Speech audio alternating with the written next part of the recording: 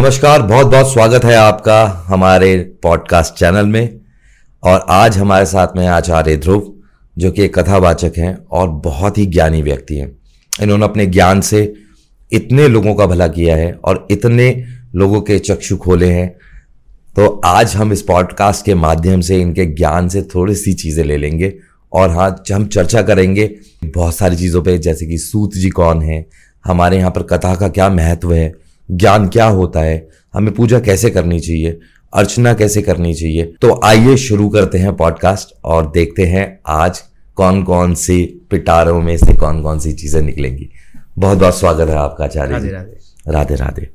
कैसे हैं आप? मैं बिल्कुल बिल्कुल स्वस्थ हूँ। सब आपका आशीर्वाद। जी जी। आपका जो चेहरा है वो इतना निर्मल है और आपका जो तेज है वो इतना ज्यादा है कि हमें रोशनी की जरूरत ही नहीं है। अरे वाह।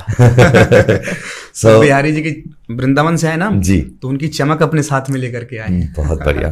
तो आचार्य जी, जैसे कि अभी हम बात कर रहे थे बैक ऑफ द कैमरा जी जी। कि सनातन धर्म हाँ जी। जो है वो आज के टाइम में उसको समझना बहुत मुश्किल है और बहुत सारे लोग आडंबर और अज्ञानता से परिपूर्ण हैं।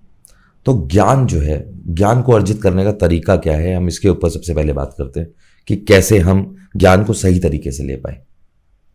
जी देखिए, आपने जो प्रश्न किया ना, बड़ा सुंदर प्रश्न किया।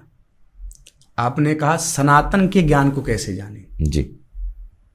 तो सनातन का जो धर्म है, सबसे पहले हम उसको जानते हैं कि सनातन धर्म क्या है। जी। धर्म का मतलब होता है जिसको हम धारण कर सकें, अपने जीवन में हम जिसको अपना सकें, उसको धर्म कहते हैं। हम लोग क्या करते हैं, देखते हैं दूसरों के यहाँ पर कि कहीं कुछ कर रहे हैं, कहीं पर कुछ कर रहे हैं, पर वो चीज़ें हमको अच्छी नहीं लगती।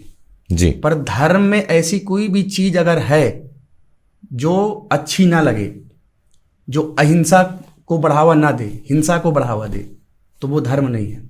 जी। धर्म का सच्चा धर्म ही क्या मतलब, जिसको हम धारण कर सके, जी, जिसको हम अपना सके, जिसको हम अपना मान सके। तो धर्म, सच्चा धर्म वही है जिसको हम धारण कर सके और उससे सीख करके हम आगे बढ़ सके। जी। और मैं एक चीज आपको स्पष्ट बता दूं कि बिना धर्म के तो कोई जी ही नहीं सकता। जी। इस संसार में जो लोग कहते हैं ना कि हम धर्म को नहीं मानते, जी, हम बेधर्मी हैं, जी, तो बिना धर्म के तो संसार में कोई जी ही नहीं सकता। मुझे ऐसा लगता है कि जो कहते हैं हम धर्म को नहीं मानते, हाँ जी, या भगवान को नहीं मानते, हम नास्तिक हैं, मुझे ऐसा लगता है कि वो भी एक तरीके का धर्म का ही पालन कर रहे हैं। बिल्कुल, कि हमारा धर्म ही ये है कि हम भगवान को नहीं मानते। भगवान को देखिए, हम आपको बताते हैं, अगर आपके घर में 4 स्त्रियां हैं, जी, बहुत ध्यान से समझिएगा, अगर 4 स्त्रियां हैं आपके घर में, तो आप चारों स्त्रियों को 4 नजर से देखोगे। बिल्कुल। आपकी माता जी हैं, उनको देखने का आपका जरिया अलग होगा। जी। आपकी पत्नी है, उनको देखने का जरिया अलग होगा।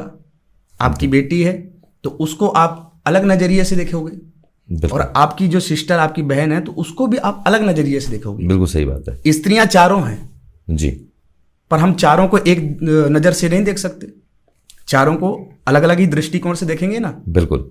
तो ये दृष्टिकोण जो हमको प्राप्त हुआ, 4 स्त्रियों को 4 नजर से देखने का, ये किसने सिखाया? जी, ये किसने बताया? ये धर्म ने बताया। यही तो धर्म है। जी। अगर आप चारों स्त्रियों को एक दृष्टि से देखना प्रारंभ कर दो, मां को भी एक दृष्टि से, बहन को भी एक दृष्टि से, पत्नी को भी एक दृष्टि से, जी, तो फिर ये अधर्म है। बिल्कुल सुंदर, बहुत सुंदर पर आंसर अगर दिया। आप चारों में भेद समझ गए, और मुझे नहीं लगता कि भारत में या पूरे संसार में ऐसा कोई व्यक्ति होगा जो सबको अलग अलग नजरिए से ना देखता हो। बिल्कुल सही बात है। चारों स्त्रियां चारों, पर चारों का देखने का हमारा नजरिया अलग है। तो यही जो भेद है, यही जो अंतर है, यही धर्म है। और धर्म के बिना मनुष्य तो महाराज 1 मिनट भी नहीं जी सकता। बहुत सही। अगर हमारे जीवन में मैं आपको बताऊं कि अगर धर्म ना हो, हमारे ग्रंथों में कहा गया है, बड़े भाग्य मानुष तन पावा, सुर दुर्लभ सद ग्रंथनि गावा। ये जो मनुष्य शरीर है हमारा जी, इसकी बड़ी महिमा बताई गई है कि ये मनुष्य शरीर बड़े कठिनता से प्राप्त होता है, बड़े दुर्लभता से प्राप्त होता है, इसकी इतनी विशेषता क्यों है? ये जो हमारा मनुष्य शरीर है जी, इसकी इतनी विशेषता क्यों है? जानवर को तो नहीं कहते हैं कि बड़े भाग्य पशु तन पावा, जानवर तन पावा। हम क्या कहते हैं? बड़े भाग्य मानुष तन पावा, क्योंकि हमें ऐसी इंद्रियां मिली हैं, ऐसा ज्ञान अर्जित हुआ है हमें। बड़े भाग्य से मनुष्य तन पावा, मनुष्य की विशेषता इसलिए है कि देखिए, जानवर जो होता है ना, जानवर का कोई नियम नहीं होता जी। अगर आप देखेंगे तो जानवर जहां बैठा है, जहां पर बंधा है, वहीं पर वो भोजन करेगा जी, मल त्याग करेगा, मूत्र त्याग करेगा जी। पर कोई मनुष्य कर सकता है? बिल्कुल नहीं। कोई अगर मनुष्य होगा तो वो जहां पर भोजन करेगा वहां पर तो थूक भी नहीं सकता महाराज। बिल्कुल सही बात है। जैसे अंग्रेजी में कहते हैं कि वी आर सोशल एनिमल्स। जी जी, मतलब एनिमल्स तो है हम, हाँ, लेकिन हम सोशल एनिमल हैं। सोशल एनिमल, हमें सोच समझ है इस बात की कि हमें करना क्या है। तो फिर यही बात है ना, ये समझ किसने दी हमको? ये हमारे धर्म ने। ये समझ हमको हमारे धर्म ने दी जी। धर्म ने हमको सिखाया कि हमको कैसे रहना है, कैसे चलना है, क्या करना है जी। और अगर हम धर्म को हटा देते हैं, जैसे पशु कर रहा है, हम भी वैसे ही करने लग जाए, हम भी पशुवत आचरण करने लग जाए, तो हम भी पशु हो गए। फिर हमारी और पशु में कोई अंतर भेद थोड़ी रहा। तो यही चीज है, ये जो भेद है, ये जो अंतर है, यही हमारा धर्म सिखाता है। अब अगर हम सनातन धर्म की बात करें जी जी, तो लोग बोलते हैं हम हिंदू हैं। हाँ जी। तो धर्म हमारा हिंदू है या सनातन है? और सनातन है तो सनातन का मतलब क्या है?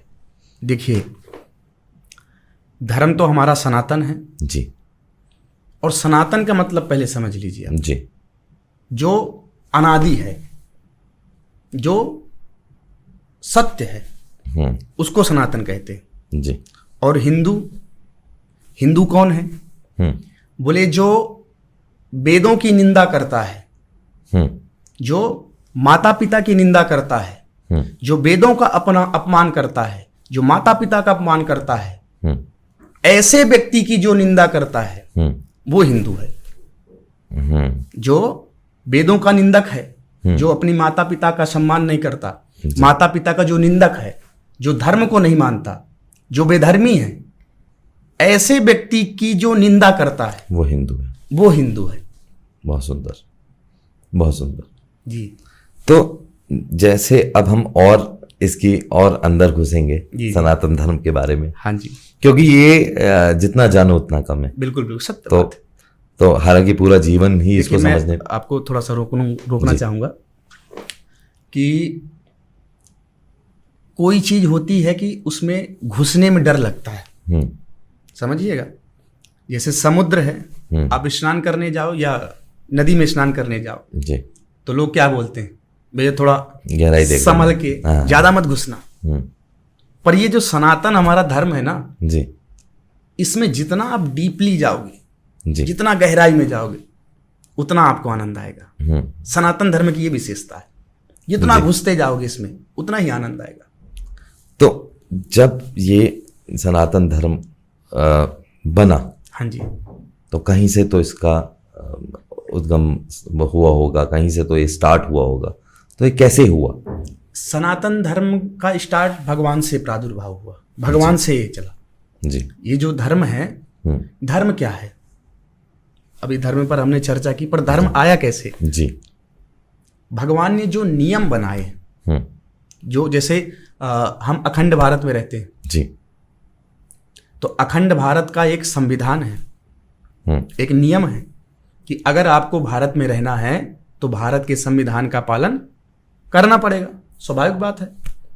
तो अगर आप सनातनी हैं, भगवान ने आपको भेजा है, आप सनातनी हो, अगर आप मानव हो तो आपको नियम रूल्स फॉलो करने पड़ेंगे जी। तो वही जो नियम है, जो रूल्स है, वही हमारा धर्म सिखाता है। अच्छा, मैं एकदम आपकी बात सुनते सुनते मेरे दिमाग में एक क्वेश्चन आया जी जी, कि देखिए आज का जो लाइफस्टाइल है, हाँ जी, वो बहुत ही अलग है, हाँ जी, जो पहले होता था। बिल्कुल बिल्कुल। जैसे द्वापर युग है, सतयुग है, कलयुग चल रहा है, तो बिल्कुल सत्य। तो कलयुग में हम इनिशियल स्टेज पे हैं अभी, जो मुझे जितना मैं समझ पाया हूँ अभी तक। तो आज के टाइम में हम अपने धर्म का पालन कैसे करें? क्योंकि अब लोगों के लिए सबसे मुश्किल ही ये है, क्योंकि जब ये सब रूल्स एंड रेगुलेशंस बने थे, जितना मैं सनातन धर्म को समझ पाया हूँ, ये लाइफस्टाइल है। हाँ जी। तो जब ये रूल्स एंड रेगुलेशंस बने थे तो उस टाइम पे हमारा रहन सहन, हमारे तरीके बहुत अलग थे, और आज के समय में हमारा रहन सहन, तरीके और हमारा जीवन बहुत अलग है। हमारी जीवन शैली पूरी तरह से चेंज हो चुकी है। तो अब एक नॉर्मल व्यक्ति जो कि मेरे जैसा है, जो कि संसारिक है, वो कैसे अपने धर्म का पालन करे? उसे क्या ऐसा करे कि जिससे धर्म भी हो जाए और आपसे, देखिए पाप और पुण्य की तो मैं बात नहीं करूंगा, जी जी जी। क्योंकि पाप तो मेरे को लगता है कि बातों में भी पाप हो जाता है। अभी बताएंगे हम आपको पाप और पुण्य क्या है जी, इस पर भी हम आपको चर्चा करेंगे, बताएंगे आपको पाप और पुण्य क्या है। तो हमें ऐसा क्या करना चाहिए जिससे हम अपने धर्म का पालन कर पाए, कुछ मतलब जो लाइफस्टाइल के साथ साथ में हो जाए। देखिए, परिवर्तनीय संसारे, जैसे कि अभी आपने पूछा कि पहले का लाइफ स्टाइल अलग था और अब का लाइफ स्टाइल अलग है। पहले का लोगों का परिवेश अलग था, अब का थोड़ा सा अलग परिवेश है। तो वो जो चीजें लिखी गई वो पहले के परिवेश को देख करके लिखी गई जी, और अब कुछ परिवेश है, तो वो जो चीजें पहले लिखी गई अब उस परिवेश में कैसे उन्हीं चीजों को साथ में लेकर के हम चल सकते। जी, परिवर्तन तो होगा, पर परिवर्तन के साथ में इतना भी हम ना बदल जाएं कि हम अपने अस्तित्व को भूल जाएं। जी, परिवर्तन तो सुनिश्चित है, होता ही है, हर समय पर परिवर्तन हुआ है, पर उस परिवर्तन के साथ में ऐसा ना हो कि हम अपने मूल को भूल जाएं। बदलना चाहिए, संसार के हिसाब से चलना चाहिए, अच्छी बात है। अगर आप संसार के हिसाब से नहीं चलोगे तो लोग आपको मूर्ख कहेंगे जी, पर इतना भी बदलाव मत कर दो कि पूरे ही बदल जाओ। जी, अपना अस्तित्व खो दो, अपनी पहचान को खो दो। बदलाव होता है, हर समय पर बदलाव हुआ है, बदलिए, पर अपने अस्तित्व को साथ में रखिए, अपने मूल को साथ में रखिए, अपने जो आपका धर्म है, जो आपका मूल है, उसको साथ में लेकर के चलिए। बदलाव तो होता रहता है। बिल्कुल। मतलब बदलाव से मैं, जैसे रामायण के समय में हाँ जी, मर्यादा को प्राथमिकता दी गई थी जी, महाभारत के टाइम में कर्म को प्राथमिकता दी गई। अब कलयुग है, तो कलयुग महाभारत के बाद चालू हुआ, करीबन उसके बाद ही स्टार्ट हो गया था। हाँ, या उसी ड्यूरेशन में हो गया होगा, द्वापर के बाद में कलयुग का प्रारंभ हुआ था। तो अब जो है, अब हमें क्या करना चाहिए कि हम, मतलब अब कौन सा समय कि हमें इस टाइम पे कर्म पे ध्यान देना चाहिए, मर्यादा पे ध्यान देना चाहिए, या कर्म और मर्यादा दोनों विलुप्त हो गई हैं और जो चल रहा है उसके साथ साथ में हम कुछ ऐसा कर पाए? हमें क्या करना क्या चाहिए इस टाइम पे? यही तो समझने की बात है।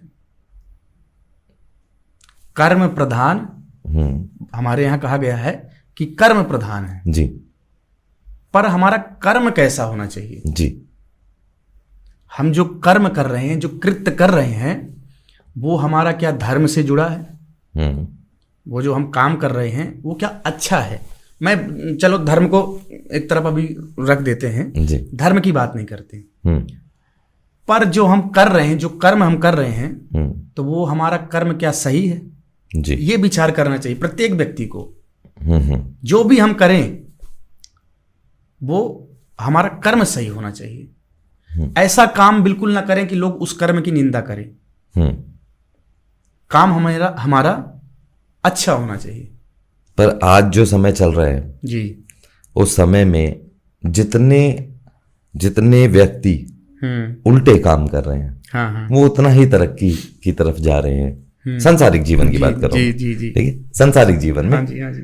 और जितने व्यक्ति सीधे चल रहे हैं उन्हें मूर्ख की संज्ञा दी जा रही है। तो मूर्ख होना सही है या कर्म जो है आप कॉम्प्रोमाइज कर रहे हैं अपनी चीजों के साथ में, वो सही है? देखिए, आपने पूछा कि जो धर्म से नहीं चल रहे हैं, जी, यही प्रश्न आपका, मेरा धर्म प्रश्न से नहीं चल रहे हैं फिर भी वो तरक्की पा रहे हैं। बिल्कुल। और जो धर्म पर चल रहे हैं, भगवान को मान रहे हैं, भगवान की पूजा कर रहे हैं, फिर भी वो लोग दुखी हैं। जी, तो दुखी तो पता नहीं, लेकिन लोग, ये भगवान की कृपा है जी, ये भगवान की माया है, ये भगवान का स्वभाव है। भगवान की एक बार अर्जुन ने भगवान से कहा कि प्रभु हम आपकी कृपा देखना चाहते हैं जी कि आपकी हमारे ऊपर कृपा हो रही, कैसे अनुभव करें हम कैसे जाने कि भगवान की कृपा हमारे ऊपर हो रही है। अर्जुन ने भगवान से प्रश्न किया, बोले हम जानना चाहते हैं कि आपकी कृपा अगर हो रही है तो लक्षण क्या है। भगवान बोले चलो मैं दिखाता हूं अपनी कृपा के लक्षण जी। तो अर्जुन को अपने साथ में लेकर के साधु का महात्मा का वेश बन करके भगवान एक सेठ के पास में गए और सेठ के पास में जाकर के भगवान ने कहा कि भैया बहुत प्यास लगी है, थोड़ा सा जल मिलेगा क्या पीने को। सेठ पैसे वाला था, एकदम लाल बबूला हो गया गुस्से में। बोले मेरा घर है, ये मेरा घर है कि कोई धर्मशाला है जो तुम मुंह उठाए और चले आए। भगो, यहाँ कोई पानी वानी नहीं है पीने को। पैसे वाला था, संपत्ति थी, सेठ था। भगवान ने जब पानी मांगा पीने के लिए तो कहा कि मेरा कोई घर है कि पानी का प्याऊ है जो मुंह उठाए और चले आए जी। भगो। तो जब उसने डांट के भगा दिया तो भगवान ने उसको आशीर्वाद दिया, बोले सेठ जी तुम्हारी जो संपत्ति है ये दुगनी हो जाए, तुम्हारा जो धन है डबल हो जाए और बढ़ जाए जी। अर्जुन ने कहा महाराज कैसा आशीर्वाद दे दिया। बोले धन के कारण एक गिलास पानी पूछने को तैयार नहीं, पिलाने को तैयार नहीं है, और अगर संपत्ति इसकी दुगनी हो जाएगी तो फिर ये कितना अभिमानी हो जाएगा। जो एक गिलास पानी पिलाने को तैयार नहीं है, अगर संपत्ति दुगनी हो जाएगी तब इसका क्या हाल होगा। भगवान बोले ऐसे ही मेरी कृपा है जी, तुम बस देखते जाओ। तो अर्जुन को साथ में लेकर के भगवान एक बुढ़िया माता के पास में पहुंचे और बुढ़िया माता बेचारी गरीब थी, अकेले रहती थी। उसके पास में एक गाय थी। भगवान पहुंचे तो भगवान का बड़ा स्वागत किया उसने जी। भगवान ने कहा मैया बड़ी भूख लगी है, कुछ खाने को मिले। मैया बोली प्रभु की कृपा से मेरे यहाँ पर गैया है और अगर आप लोग कहो तो मैं उसका दूध निकाल के बढ़िया खीर बना करके आपको प्रसाद पावाऊं जी। महात्मा बोले भगवान कृपा करें आप पर, जल्दी करो। तो वो मैया गई और गाय का दूध निकाल के सुंदर खीर बनाई, बढ़िया तस्मई बनाई जी। और दोनों महात्माओं को पवाई, दोनों ने बड़े प्रेम से पाया। अब जब प्रसाद पाकर के भगवान और अर्जुन दोनों महात्मा चल दिए तब अर्जुन ने कहा कि इसने बड़े प्रेम से हमको खीर खिलाई है और आप इसको कुछ दीजिए। इतने प्रेम से इसने खीर खवाई है तो कुछ ना कुछ तो बनता है, इसको आशीर्वाद जी देना चाहिए। भगवान ने दोनों हाथ उठा करके उस बुढ़िया को आशीर्वाद दे दिया, बुढ़िया मैया या तेरी गैया मर जाए। अच्छा, उस बुढ़िया को आशीर्वाद दे दिया, बोले तेरी गैया मर जाए जी। पर ऐसा क्यों? अर्जुन का माथा खराब हो गया। हाँ जी, उसी पर अभी आ रहे हैं हम जी। बोले देखो कैसा आशीर्वाद दे दिया आपने, कितने प्रेम से उसने बढ़िया खीर खवाई और इतने प्रेम से स्वागत किया और उसको आपने ऐसा आशीर्वाद दे दिया कि तेरी गैया मर जाए।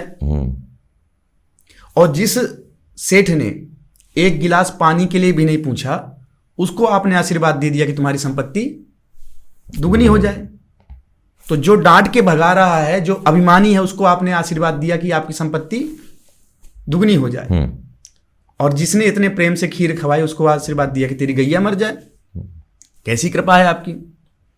तो भगवान ने अर्जुन को समझाया, बोले देखो वो सेठ धन के कारण, पैसा पाने के कारण से इतना अभिमानी हो चुका है कि दरवाजे पर आए हुए व्यक्ति को वो एक गिलास पानी भी नहीं पिलाना चाहता जी, अभिमान के कारण।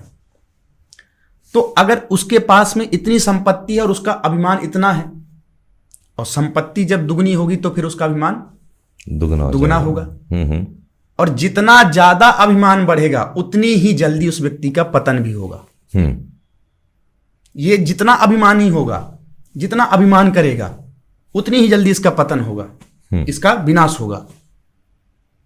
तो भगवान ने कहा, अर्जुन ने कहा कि फिर इस गैया को ऐसा, इस बुढ़िया माता जी को आशीर्वाद ऐसा क्यों दिया कि तुम्हारी गैया मर जाए। बोले देखो ये माता जी है तो बड़ी अच्छी, मेरा भजन करती है, किंतु मेरे भजन के साथ में थोड़ा थोड़ा गैया का भी ध्यान रखती है। उसको चारा देना है, पानी पिलाना है, मोह है। तो मेरा भजन करती है, मेरे साथ में गाय का भी ध्यान रखती है। तो जब गाय ही चली जाएगी तो पूरा समय किस पर देगी? मेरे पर। और जितना ज्यादा इसका मन मुझ में लगेगा उतनी जल्दी इसका कल्याण होगा। तो समझने की बात है जो आपने प्रश्न किया कि जो बेधर्मी लोग होते हैं, भगवान को ना मानने वाले लोग होते हैं, अभिमानी लोग होते हैं, उनकी संपत्ति और बढ़ती है। इसीलिए बढ़ती है कि जितनी संपत्ति बढ़ेगी उतना ही उसके अंदर अभिमान आएगा, और जितना बड़ा अभिमान उस व्यक्ति का होगा उतनी ही जल्दी उसका पतन होगा। बहुत सुंदर, बहुत बहुत सुंदर जी। बड़े बहुत ही अच्छे तरीके से आपने इस बात को समझाया। एक लोगों को, मेरे को लगता है कि जो हमारे व्यूअर्स हैं, हाँ जी, जो इसको सुन रहे होंगे इस टाइम पे, उनका दृष्टिकोण जीवन की तरफ बहुत चेंज हो जाएगा जी। और इससे वो कुछ बहुत अच्छा कर पाएंगे। क्योंकि आज के टाइम में मैंने देखा है कि लोग बहुत परेशान हैं इसको लेके कि हमारे साथ कुछ अच्छा नहीं हो रहा है, और अमूमन व्यक्ति जो है वो इन सब चीज़ों को लेके बहुत ही परेशान होते हुए लोग कोई ना कोई सॉल्यूशन ढूंढ रहा होता है। तो सॉल्यूशन ढूंढते ढूंढते जब उसको कुछ नहीं मिल रहा होता है तो वो पहुंच जाता है बाबाओं के पास, फकीरों के पास, और फिर वो फंस जाता है एक चक्रव्यूह में। तो मैंने ये बहुत देखा है। तो मैं ये समझना चाहता हूँ, देखिए जितना भी ये विज्ञान है, एस्ट्रोलॉजी को भी मैं विज्ञान मानता हूँ, या रेकी है वो भी एक विज्ञान है, साइंस है, ये सारा मेटाफिजिक्स है रेकी, और या लेकिन इसके बाद भी कई लोगों को सॉल्यूशन नहीं मिलता। मैं ये नहीं कह रहा कि सारे लोग गलत हैं, इसमें बहुत अच्छे ज्ञानी व्यक्ति भी हैं जो आपको असली में एक सॉल्यूशन बताना चाहते हैं, क्योंकि है तो साइंस ही, एस्ट्रोनॉमी, एस्ट्रोलॉजी, ये सब एक साइंस है। बट आजकल लोगों ने आडंबर फैला रखा है बहुत ज़्यादा, और लोग जल्दी पाने के चक्कर में अपना सब कुछ गवा भी देते हैं। तो ये जो बातें हैं आपकी, इससे मेरे को लगता है उन्हें बहुत संतुष्टि मिलेगी कि हम ये भी कर सकते हैं, और इस वजह से भी एक कारण है कि हमारे साथ कुछ क्षणों का दुख है लेकिन आगे के लिए परम सुख है। तो मैं आपसे और जानना चाह रहा हूं, जैसे भागवत का आप प्रचार करते हैं। जी जी। भागवत को वैसे समझना, भागवत को समझना असंभव है एक व्यक्ति के लिए इस जीवन में, लेकिन फिर भी मैं उसको आपके मुख से ना समझना चाह रहा हूं कि क्रक्स क्या है भागवत का, भागवत से क्या पुण्य मिलेगा अगर भागवत की कथा कोई सुनता है। बाँचने पे तो है ही है, तो एक भागवत सुनने वाले को क्या फल मिलता है? आपने जैसे प्रश्न किया भागवत को लेकर के जी, तो भागवत है क्या, बहुत ध्यान से समझिएगा। भागवत है क्या? बोले भगवता प्रोक्तम भागवतम, जो भगवान के द्वारा कहा गया है उसी को भागवत कहते हैं। भागवत जो भगवान के द्वारा कहा गया उसी को भागवत कहते हैं। दूसरा, जो बोले जो भगवान का हो चुका है उसको भी भागवत कहते हैं। अच्छा, हाँ, जो भगवान का हो चुका है, हमारे यहाँ ग्रंथों में 12 महाभागवत हैं, बलि, भीष्म, युधिष्ठिर, धर्मराज इत्यादि, तो 12 महाभागवत हैं। तो जो भगवान का हो चुका है वो भी भागवत है, और भगवान ने जिसको अपने मुख से कहा वो भी भागवत है। भगवान ने जीवों का ही कल्याण करने के लिए अपने शरीर से 2 धाराओं को प्रकट किया। अच्छा, हाँ जी। एक धारा कौन सी है?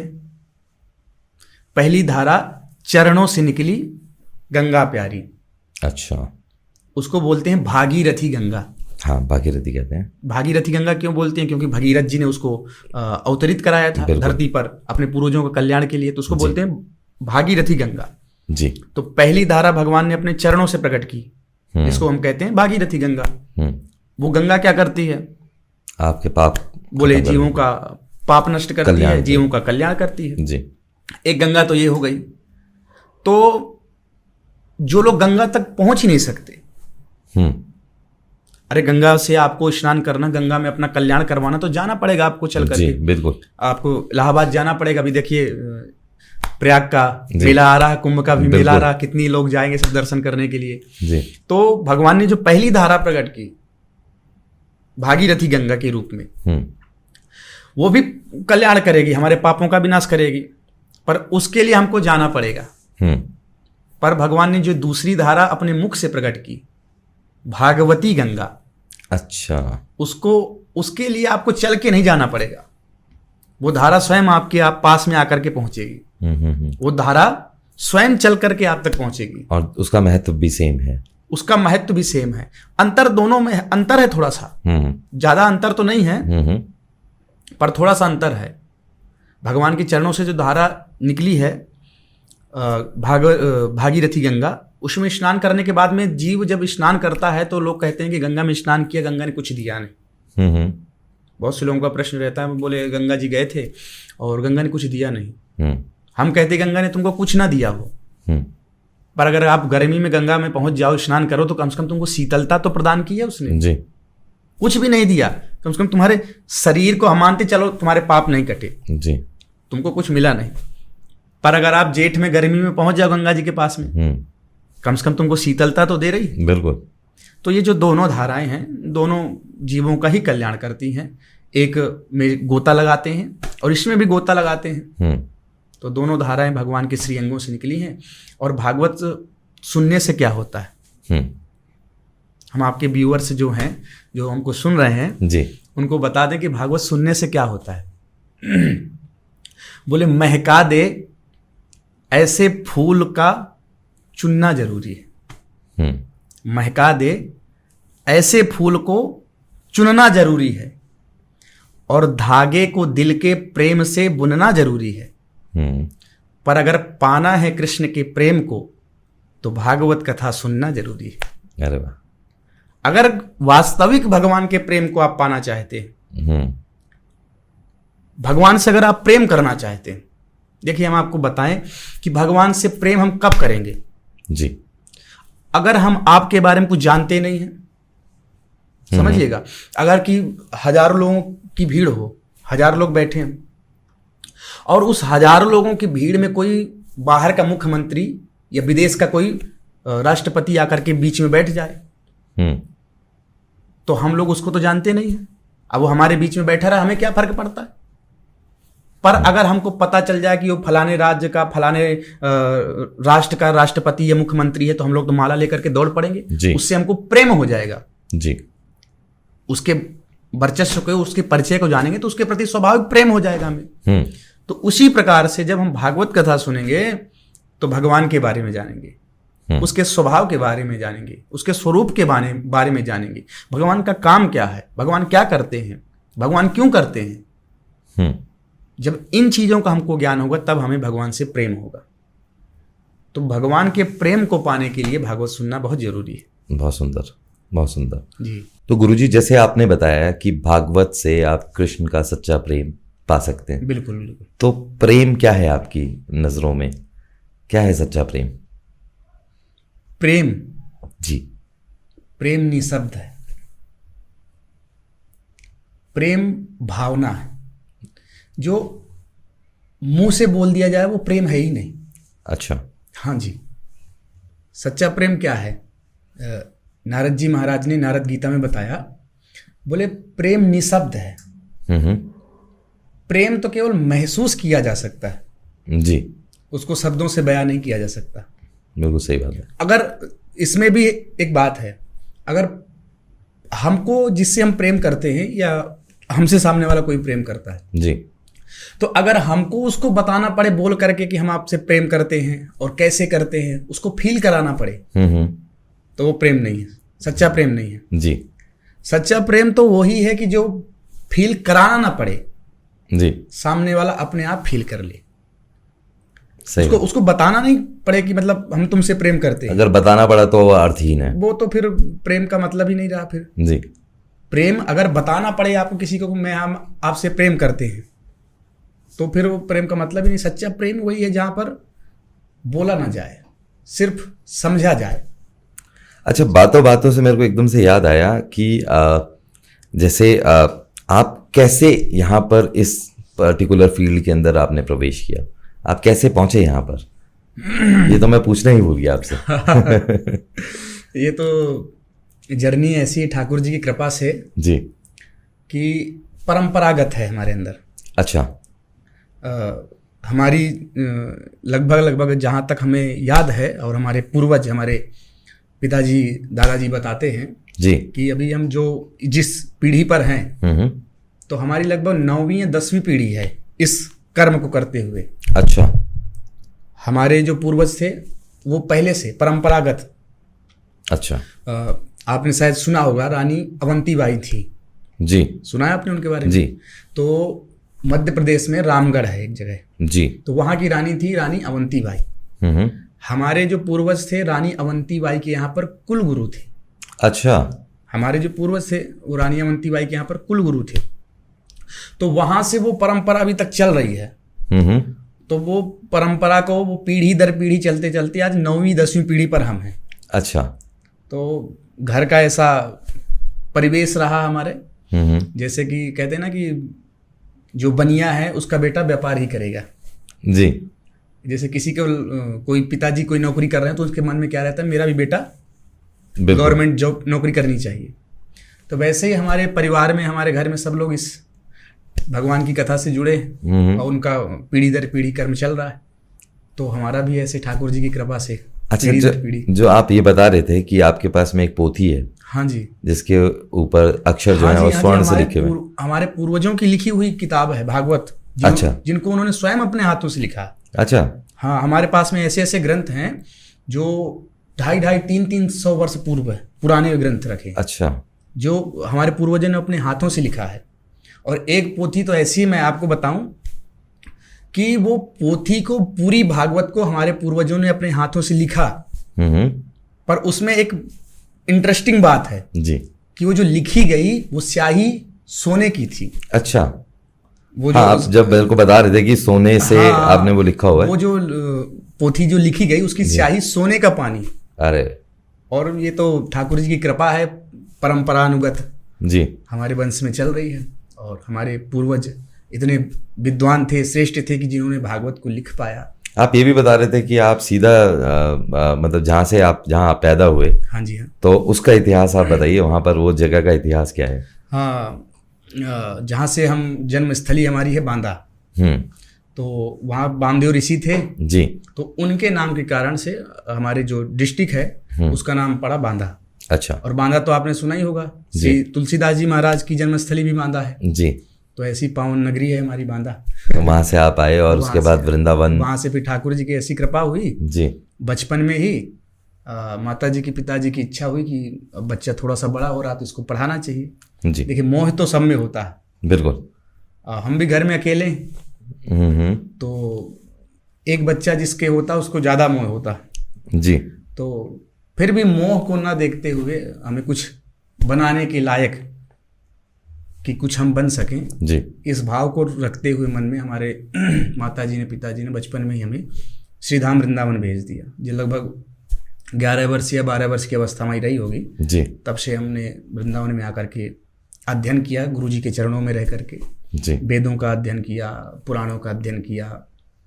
फिर उसके बाद में बाबा विश्वनाथ की कृपा हुई, जिन्होंने हमको काशी में अपनी नगरी में बुलाया। अच्छा। हाँ, तो काशी में रह करके, बनारस में रह करके भी हमने कई वर्षों तक अध्ययन किया और फिर राधा रानी की ऐसी कृपा हुई कि फिर दोबारा हमको वृंदावन बुला लिया। अच्छा, मैंने जो काशी जो है, काशी विश्वनाथ, जी जी, तो मैं कई बार गया हूँ वहाँ पर। हाँ जी, तो मैंने ऐसा सुना भी है और मैंने देखा भी है वहाँ पर मृत्यु को एक सेलिब्रेशन के रूप में जाना जाता है। ऐसा क्यों है वहाँ पर? देखिए, काशी मोक्षदायिनी पुरी है जी, काशी जो पुरी है वो मोक्षदायिनी पुरी है, ऐसा मान्यता है, ऐसा शास्त्रों में कहते हैं कि जो भी व्यक्ति काशी में मरता है, जिसकी काशी में मृत्यु होती है, तो उसके कान में भगवान शंकर उसको तारक मंत्र देते हैं।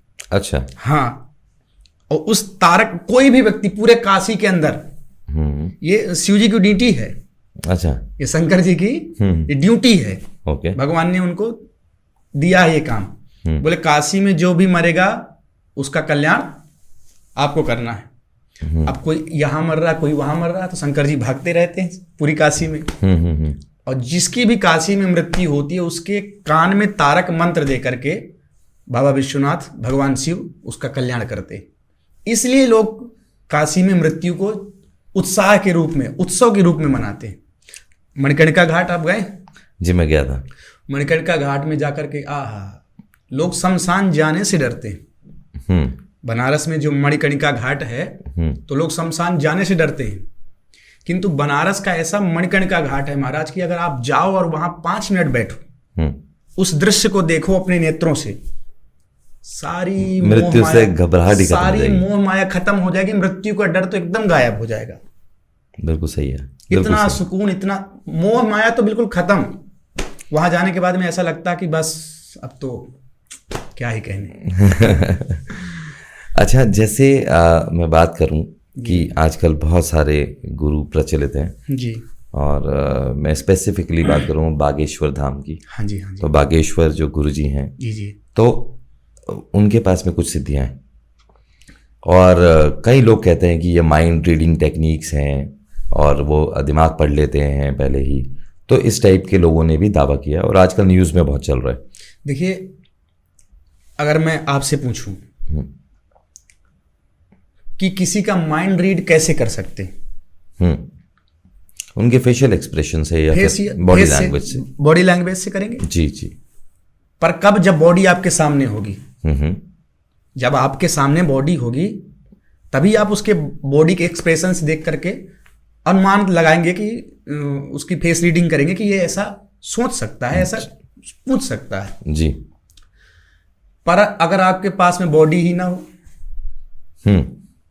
आप तो माइंड रीड कब करेंगे? जब आपके सामने माइंड हो। बिल्कुल। आपके सामने माइंड ही ना हो, फिर भी आपको पता चल जाए। तो ऐसी सिद्धियां जो होती हैं बिल्कुल होती हैं। तो वो एक आम आदमी, आम व्यक्ति भी वो सिद्धियां ले सकता है? देखिए, सिद्धियां तो सब कोई प्राप्त कर सकता है। अच्छा। पर उसके लिए बहुत कुछ त्यागना पड़ता है, बहुत कुछ छोड़ना पड़ता है। सिद्धियां ऐसे किसी को नहीं मिल जाती। अष्ट सिद्धि नवनिधि के दाता असबर दीन जानकी माता। हनुमान जी को भी पात्र जब पाया तब जानकी मैया ने उनको प्रदान किया। जी जी। तो अगर आपके अंदर भी हनुमान जी जैसी योग्यता हो तो आपको भी सिद्धि मिल सकती है। सही बात। इसमें कोई बड़ी बात थोड़ी। हाँ, बिल्कुल सही बात है। लेकिन तो उसके लिए कुछ ना कुछ त्यागना पड़ेगा। हाँ, जैसा कि अभी उसको हम पूरा कर देते हैं। जैसा कि आपने कहा कि जो बागेश्वर धाम वाले महाराज जी हैं जी, उन पर लोग आक्षेप लगाते हैं, कहते हैं कि वो तो माइंड रीड करते हैं जी। तो हम तो कहते हैं माइंड रीड करते हैं, पर माइंड रीड होता कब है? जब आपके सामने माइंड होगा। अब उनके पास में तो माइंड है नहीं, वो तो पहले से पर्चे में लिख के सब रख लेते हैं जी, और फिर आपसे ही कहते हैं कि भैया फलाने व्यक्ति को उठा के ले आओ जिसको तुम चाहो। उन्होंने कभी देखा ही नहीं, माइंड को सुना ही नहीं, देखा ही नहीं कभी उसके। ऐसे व्यक्ति को आप उठा के उनके सामने लेके जा रहे हो और पहले से वो लिख करके रखे हैं। तो जब माइंड देखेंगे तब ना रीड करेंगे, और जो व्यक्ति पहले से लिख करके रखा उसका क्या कहेंगे आप? सही बात है। तो इसका मतलब कुछ ना कुछ तो कृपा है। बिल्कुल है जी। मतलब मैं मानता हूं कि कुछ ना कुछ है, लेकिन वही है कि अभी जैसे कोई चीज़ सही है तो कुछ गलत भी है, और जो कई लोग इसका फ़ायदा भी उठा रहे हैं। कई ऐसे ढोंगी बाबा भी बने हुए हैं जो कि इससे बहुत लोगों का नुकसान भी कर रहे हैं, और ऐसा आपने अमूमन देखा होगा, जिसकी वजह से अगर हम देखें आज की यूथ या स्पेसिफिकली आज की जो जनरेशन है वो डिटैच होती जा रही है अपने धर्म से। हमारे यहाँ कहा गया है कि पानी पियो छान के, गुरु करो जान के। जी। हमारे यहाँ ऐसा कहा हुआ था कि भैया पहले पानी को देख लो, कहीं कूड़ा कचरा तो नहीं है उसके अंदर, कुछ विषाक्त चीज तो नहीं है, अगर पियोगे तो बीमार पड़ जाओगे। जी। तो पानी पियो छान के, गुरु करो जान के। अगर आप किसी के बारे में जानते हैं, उसके जीवन को जानते हैं। आजकल क्या एक धारणा क्या बन गई कि लोगों ने देखा कि किसी के पीछे पब्लिक बहुत है, बड़ी बड़ी गाड़ियां हैं, बड़े बड़े आश्रम हैं, तो लोगों को लगता है कि सबसे बड़ा बाबा सच्चा यही है। बिल्कुल। जिसके पास में ज्यादा गाड़ियां हैं, ज्यादा पब्लिक है, बड़े बड़े आश्रम हैं, तो लोगों को लगता है सच्चा बाबा तो बस यही है, बाकी तो सब बेकार है। पर गुरु को इतनी गाड़ियों की क्या जरूरत है? मतलब जो संत है, संत तो वही है जिसने त्याग दिया है सब कुछ, जिसको मोह माया नहीं चाहिए, देखिए सिक्योरिटी भी नहीं चाहिए। धर्म का कार्य करने के लिए उनको भी जरूरी है। अगर साधु संत महात्मा गाड़ी पर नहीं घूमेंगे, प्लेन में नहीं जाएंगे, तो कौन जाएगा? लुच्चे लफंगे। पर वो गाड़ियां मर्सिडीज और ऑडी, ऐसी गाड़ियां, ये भी देखिए, सामान्य कारें भी तो हैं। देखिए संतों को क्या है कि निरंतर सनातन का धर्म का काम करना पड़ता है जी। उनको अपने 24 घंटे में से लगभग 20 घंटे सनातन के लिए वो देते हैं। इतना बड़ा वो काम कर रहे हैं। अब उनके पास में अगर सुविधा नहीं होगी, गाड़ियां नहीं होंगी, तो इतना बड़ा काम बताइए कैसे कर सकते हैं। नहीं, मैं मानता हूँ इस बात को कि गाड़ियां तो जरूरी हैं जी। जाने आने के लिए, क्योंकि यहाँ से वहां जाने, कोई कथा बोलनी है, किसी को प्रवचन देने हैं, बिल्कुल, तो कम्यूट करने के लिए तो जरूरी है जी। लेकिन मैं लग्जरी कार क्यों, नॉर्मल कार्स क्यों नहीं? ये देखिए, सब अपनी अपनी पसंद है उनकी जी। उनको अच्छी लग रही है तो वो घूम रहे हैं। जी। देखिए, मेरी नजरों में जो गुरु है ना, वो माध्यम है। जी जी, बिल्कुल। गुरु माध्यम है भगवान से मिलने का। बिल्कुल बिल्कुल, है ना।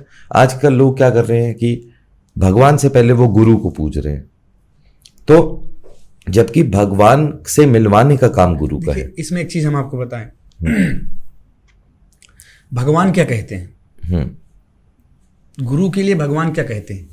गुरु गोविंद दोऊट खड़े, काके लागों पांव, और बलिहारी गुरु आपने गोविंद दियो बताए।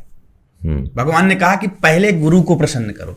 जी। बहुत समझने वाली बात है, देखिए समझिएगा जी। कि भगवान क्या कहते हैं, शिष्य का कर्तव्य क्या है। शिष्य का कर्तव्य है कि पहले वो गुरु को प्रसन्न करे, जी, गुरु भक्ति करे। शिष्य को पहले गुरु भक्ति करनी है, पर गुरु को गुरु भक्ति पहले नहीं करवानी है। यही मैं बोल रहा हूं। ये बात समझने की बात है। शिष्य पहले गुरु को आगे रखे, जी, समझिएगा। पर गुरु का काम क्या है, बोले गुरु अपने को पीछे रख करके शिष्य को भगवान से जोड़े। जी जी। गुरु भगवान को आगे करे, जी। और शिष्य का काम क्या है, बोले भगवान की प्राप्ति होगी जब गुरु प्रसन्न हो जाएगा। बिल्कुल। तो पहले शिष्य का काम है कि पहले गुरु की पूजा करे, गुरु को प्रसन्न करे। और गुरु का क्या काम है, बोले अपनी पूजा ना करवाए। जी। भैया सब कुछ मैं ही मैं हूं, मेरी फोटो लगा लो और भगवान को हटाओ और मेरी जय जयकार करो। जी। ऐसा नहीं होना चाहिए। गुरु का काम है कि अपने शिष्य को ले जा करके गोविंद से जोड़ दे। और जिस गोविंद के पास में वो शिष्य गया, वो गोविंद कब प्रसन्न होंगे, बोले जिस गुरु ने तुम्हें उस गोविंद के पास में जोड़ा है, उसको अगर आपने प्रसन्न कर लिया तो गोविंद अपने आप प्रसन्न हो जाएंगे। अच्छा, जैसे आज के टाइम में सोशल मीडिया का ज़माना है। जी जी। तो बहुत सारे छोटे बच्चे आजकल रील्स बनाते हैं, और मतलब वृंदावन में तो जी, बहुत ही ज़्यादा प्रचलित है ये चीज़ें जी, कि लोग जा रहे हैं वहाँ पर रील्स बना रहे हैं। तो आपको लगता है ये सही है? देखिए, धर्म जो है वो दिखावे का विषय नहीं है। धर्म दिखावे का विषय नहीं है। पर जो आपने बात कही, बात सत्य है। ज्यादातर लोग वृंदावन जाते ही क्यों हैं? वृंदावन ज्यादातर लोग जाते हैं दिखावे के लिए। पर वृंदावन दिखावे का विषय नहीं है। लोग जाते हैं वृंदावन में जाकर के यमुना जी के तट पर जाएंगे, सेल्फी लेने लगेंगे महाराज, रील बनाने लग जाएंगे। अच्छा, एक चीज और हमने देखी है जी। जा रहे हैं वृंदावन किस लिए?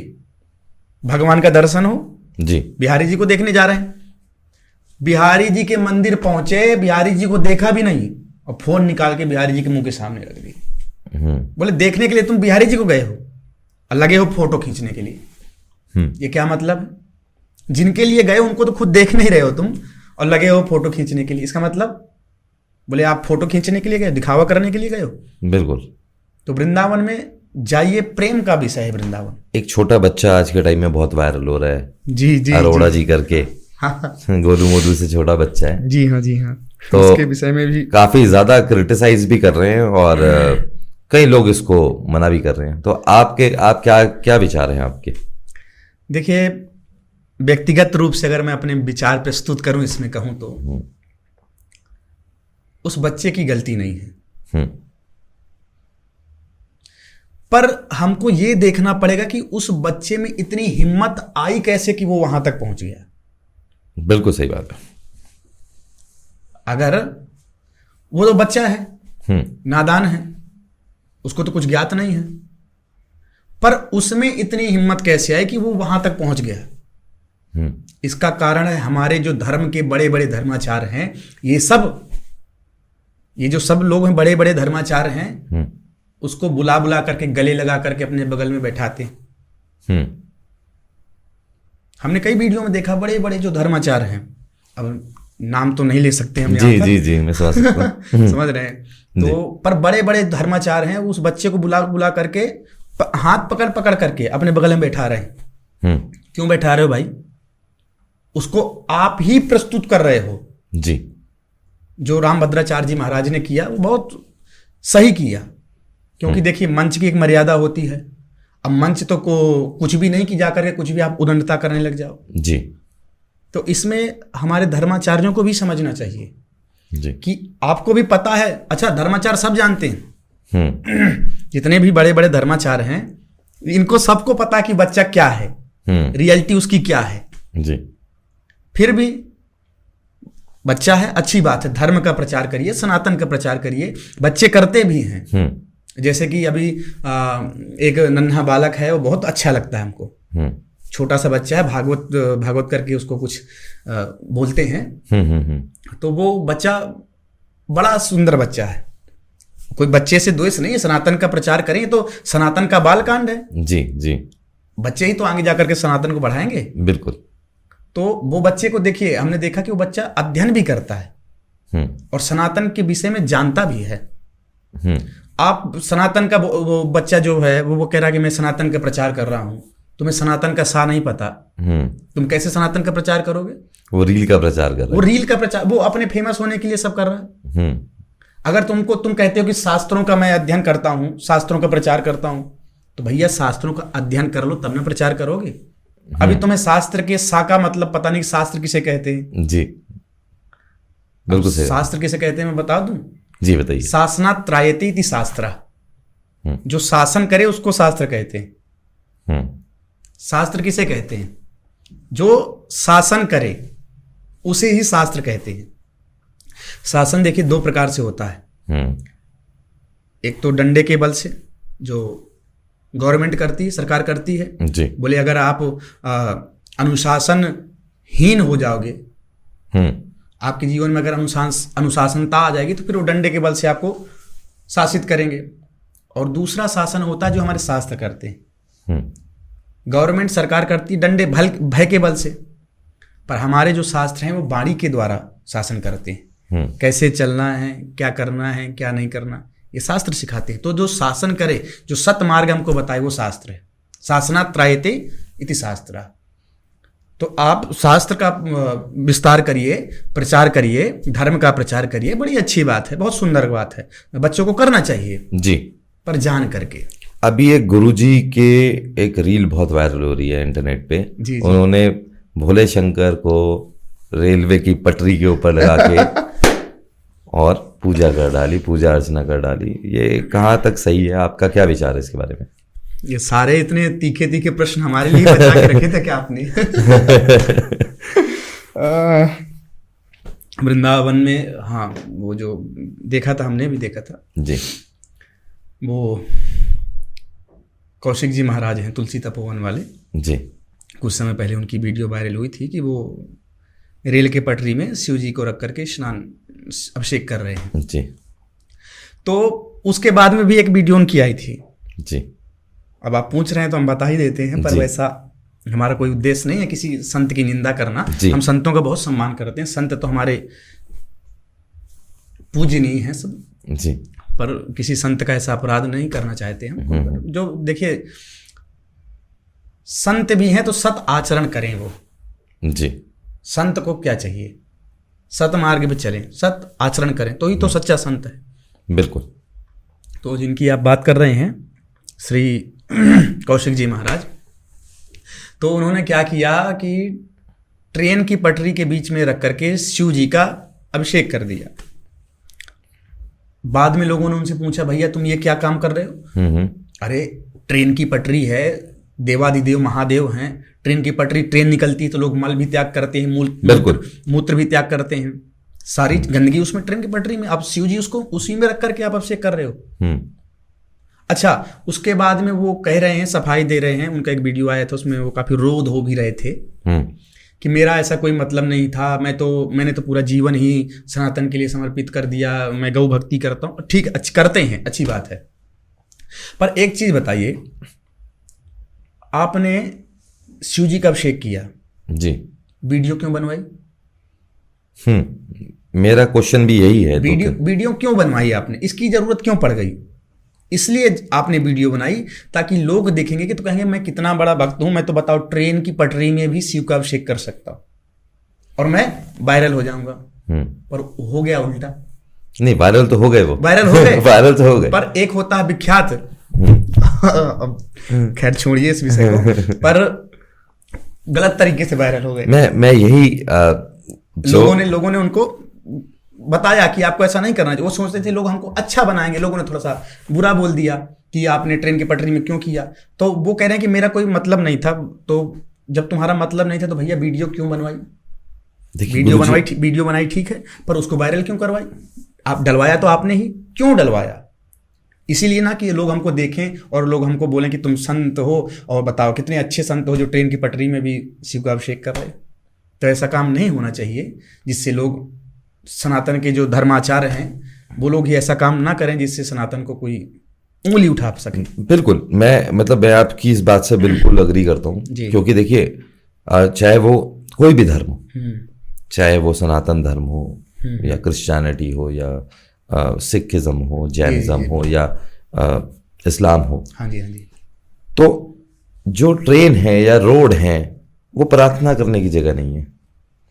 प्रार्थना करने की जगह मंदिर है, हाँ जी, मस्जिद है, गुरुद्वारे हैं, बिल्कुल चर्च है, जी, वो प्रार्थना करने के लिए ही बनाए हुए हैं। हाँ जी, तो रोड के ऊपर या ट्रेन के ऊपर जल अभिषेक करने का कोई मतलब नहीं है। बिल्कुल। और इससे लोग आहत होते हैं, लोगों को प्रॉब्लम हो रही है, भावनाएं आहत होती है। बिल्कुल, ऐसे हमारे शिव आराध्य जी। तो ये बहुत ही तकलीफ देने वाली चीज है, ये कोई अच्छा कर्म नहीं है। जी। और चाहे वो किसी भी धर्म से हो, बिल्कुल सत्य। धर्म सारे एक ही हैं, अलग अलग नाम दे दिए।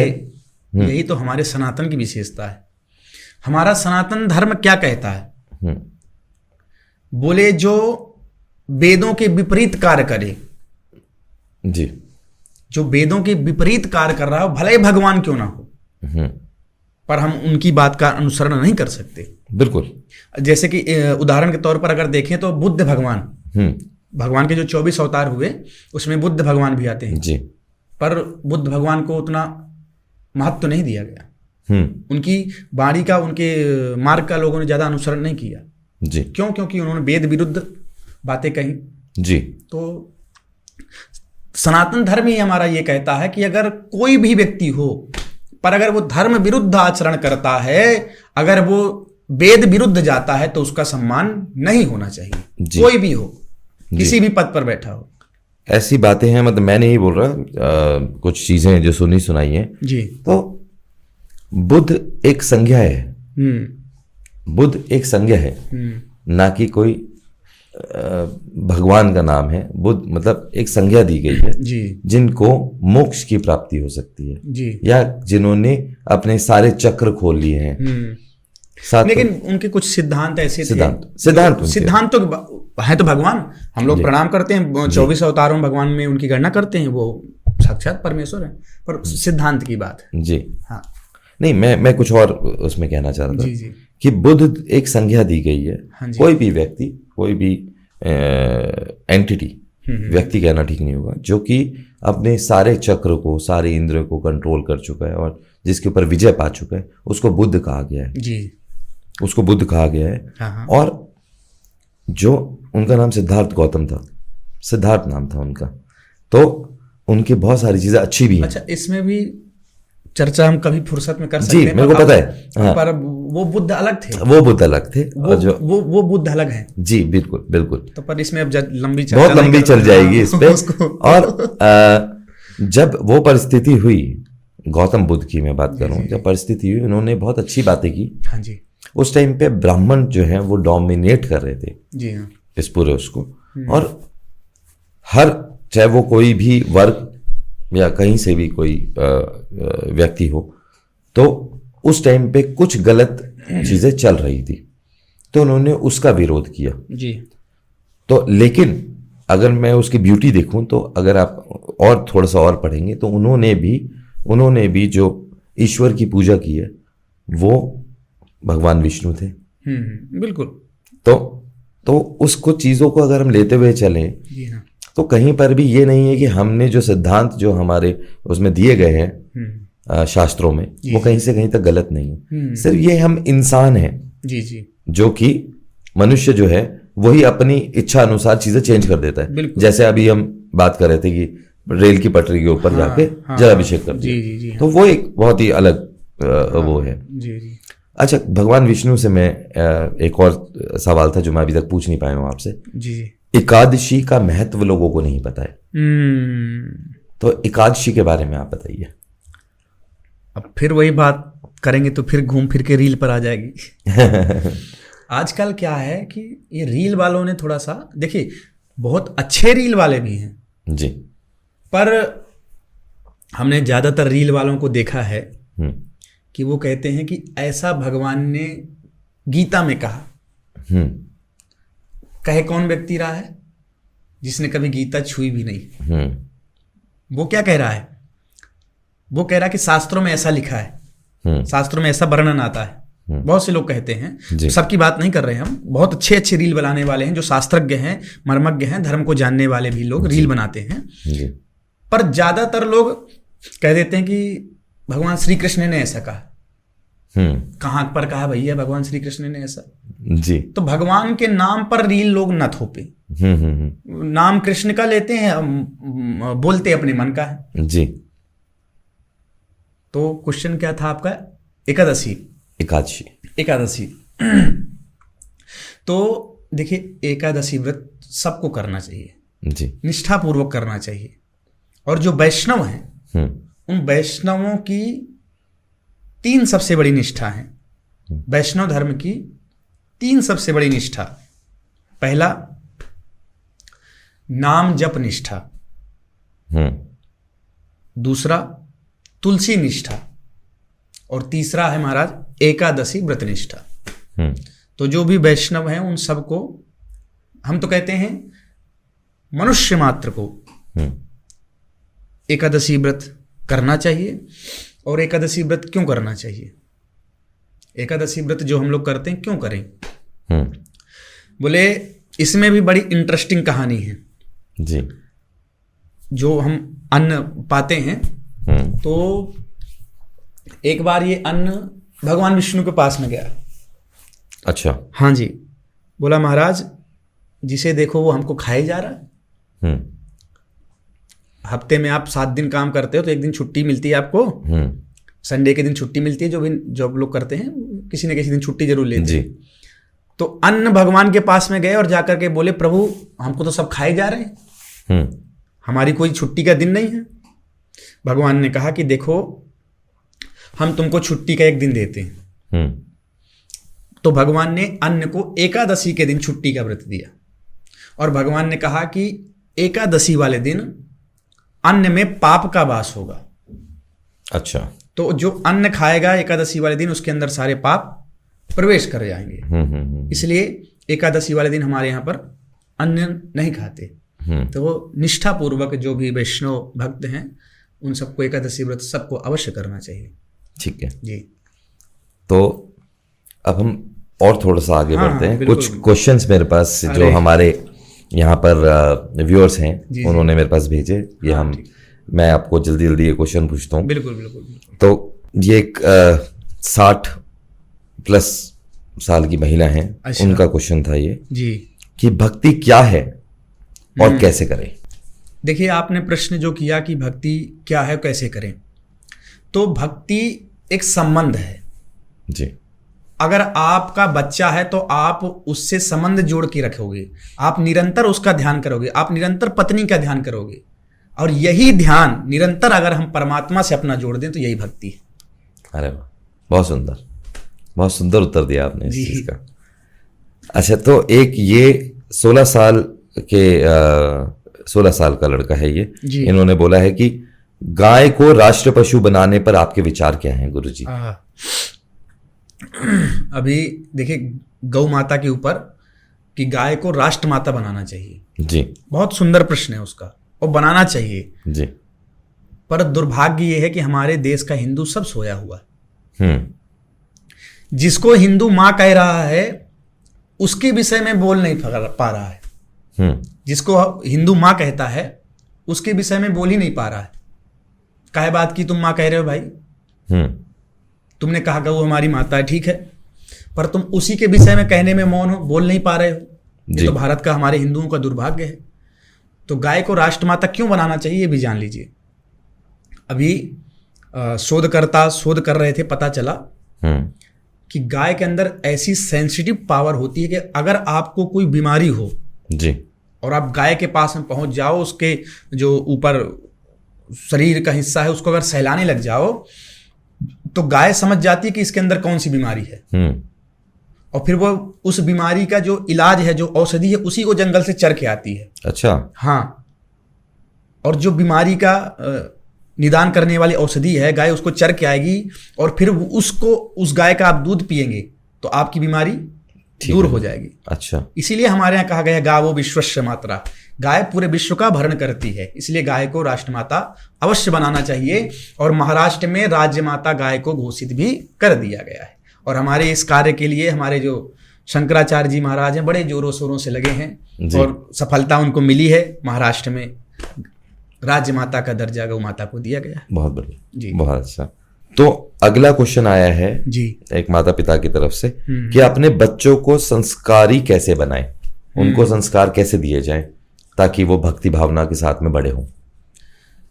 अगर आपको अपने बच्चों को अच्छे संस्कार देने हैं तो उनको राम कथा सुनाओ, उनको राम कथा पढ़ाओ, क्योंकि जो संस्कार राम जी में थे, शायद उसका 1% भी अगर आपके बच्चे में आ गया तो आपका बच्चा संस्कारवान बन जाएगा। इसलिए प्रत्येक माता को चाहिए कि अपने घर के बच्चे को राम कथा सुनाए और पढ़ाए।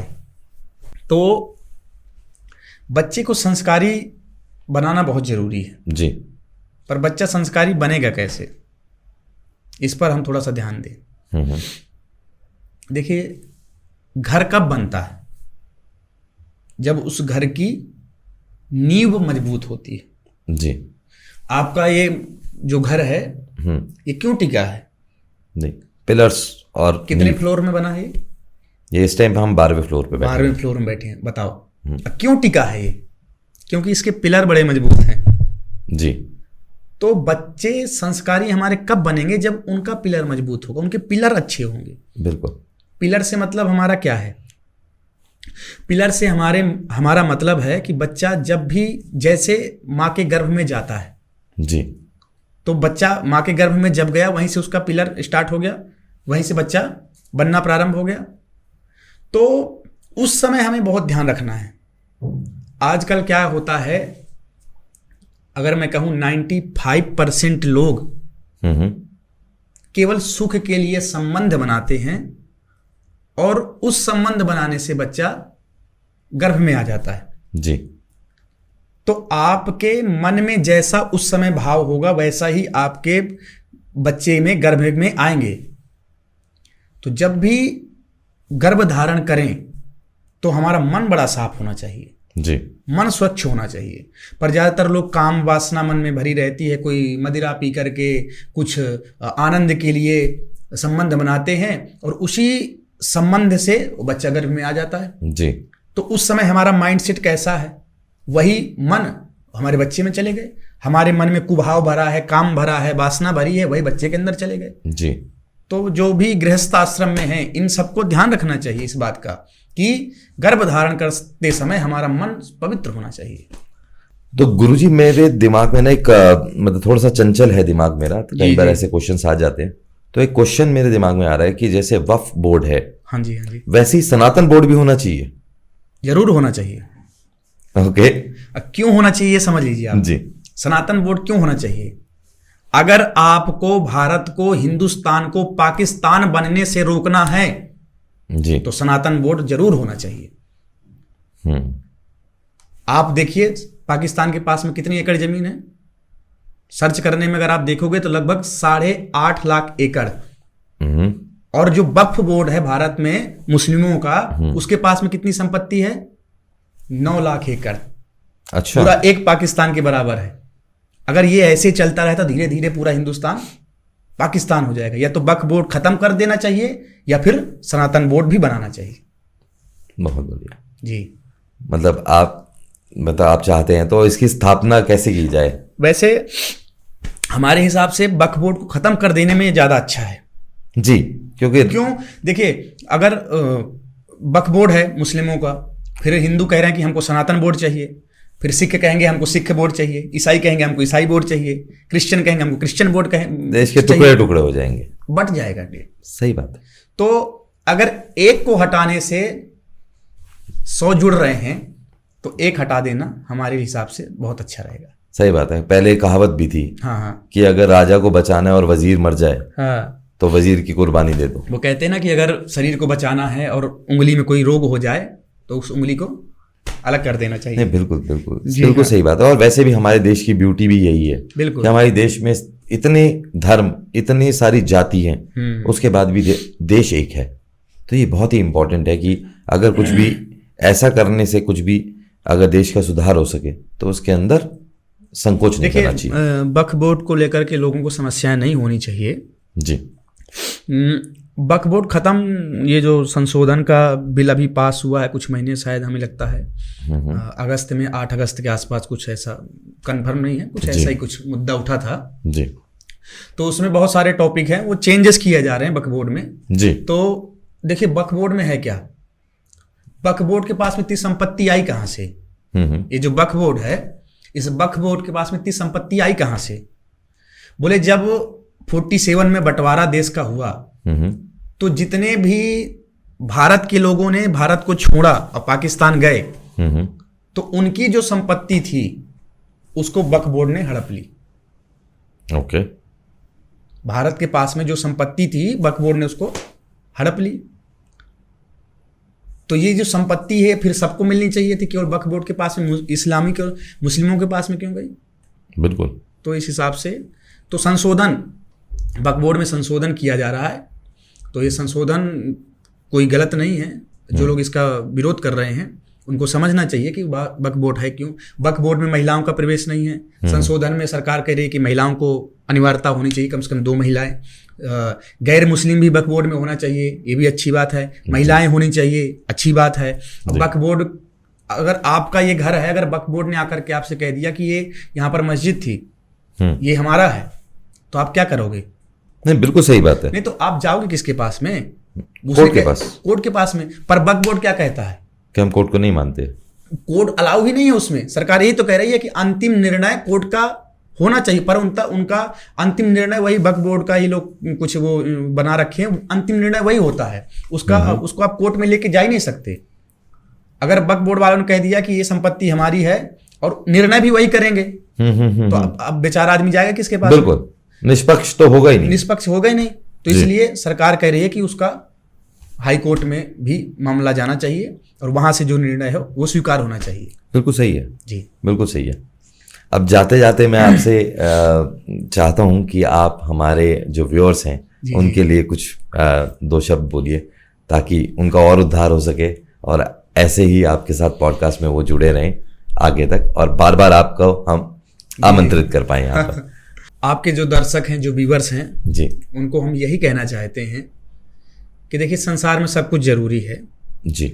सब कुछ करिए, धन भी कमाना है, परिवार भी चलाना है। तो हम ये नहीं कहेंगे कि बिल्कुल मोह माया से दूर हो जाओ, सब छोड़ दो, जंगल चले जाओ और केवल भगवान का भजन करो, सब बेकार है जी। सब कुछ जरूरी है, सब कुछ अनिवार्य है, सब करना चाहिए। पर सबके करते करते भगवान का चिंतन जरूर करना चाहिए जी। सब कुछ करिए, सब कुछ जरूरी है, पर जिसने हमें ये करने लायक बनाया उसका ध्यान जरूर रखना चाहिए जी। अब विचार करो कि अगर भगवान उस लायक हमको करने लायक ही ना बनाता तो फिर क्या करते? तो आपके व्यूअर्स को यही कहना चाहेंगे कि सब कुछ करिए, धन अर्जित करिए और उस धन से धर्म करिए जी, और भगवान का स्मरण करिए और ठाकुर जी आपके ऊपर कृपा बनाएं और खूब आप लोग भी सनातन का प्रचार करिए। और जहां सनातन की बात आए वहां सब लोग एक साथ होकर के, एकत्रित होकर के खड़े हों और सनातन की, अपने धर्म की रक्षा करें। हिंदुओं को बार बार जगाना पड़ता। अभी मैं शंकराचार्य जी महाराज को सुन रहा था जी। तो वो कह रहे थे कि हिंदू हमारा सोया हुआ है, हिंदू को हमें जगाना पड़ता है जी।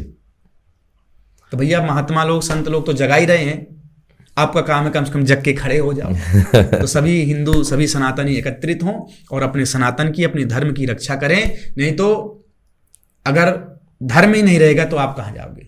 इसलिए धर्म की रक्षा सबको करनी चाहिए और भगवान का खूब भजन करना चाहिए। आपके साथ में बात करते हुए समय का पता ही नहीं लगा। जी जी। बहुत ही डीप हम बात कर पा रहे थे इस बारे में, बल्कि समय के पूरे वो ना होने की वजह से हमें इसको पॉडकास्ट को यहीं पर समाप्त करना पड़ रहा है। जी जी। लेकिन बहुत ही मजा आ रहा था और भी डिस्कस कर सकते थे हम इसके ऊपर। तो अगर आपको कोई भी आपके क्वेश्चंस हैं या कुछ भी आप पूछना चाहते हैं तो आचार्य जी को इनका जो लिंक है वो मैं डिस्क्रिप्शन में रख दूंगा, आप इन्हें डायरेक्टली मैसेज कर सकते हैं। आप कमेंट बॉक्स में कमेंट कर सकते हैं, हमें लोगों तक पहुंचा सकते हैं। इस पॉडकास्ट को शेयर करने में सिर्फ आपका 1 मिनट लगेगा, लाइक ज़रूर करिएगा और जो भी क्वेश्चन है आप डायरेक्टली इनसे पूछ सकते हैं। बहुत बहुत धन्यवाद आचार्य जी आपका यहाँ पर आने के लिए, और ऐसे ही आप अपना जो ज्ञान है सब तक फैलाते रहें। अच्छा, मैं आपके भी इनके भी विषय में एक चीज़ कह दूँ जी, ये भी बहुत अच्छा काम कर रहे हैं। आपकी ये जो काम ये कर रहे हैं ना, ये बहुत बड़ा काम है। देखिए, सब लोग धर्म में जुड़े हैं, सब लोग सनातन के प्रचार कर रहे हैं, पर ये जो कर रहे हैं ये भी बहुत बड़ा योगदान है सनातन के प्रचार में। अगर आप लोग ना होते तो हम लोग अपनी वाणी को कैसे लोगों तक पहुंचा पाते। माध्यम है तो आप तो माध्यम तो बहुत बड़ा काम कर रहे हैं आप। ये भगवान ने हमें इस लायक बना दिया है। भगवान की कृपा बनी रहे और ऐसे ही काम आप करते रहो। बहुत बहुत बहुत धन्यवाद जी। ऐसे ही आप अपने बस दया दृष्टि हमारे पर बरसाते रहे। जी जी। धन्यवाद। राधे राधे। राधे।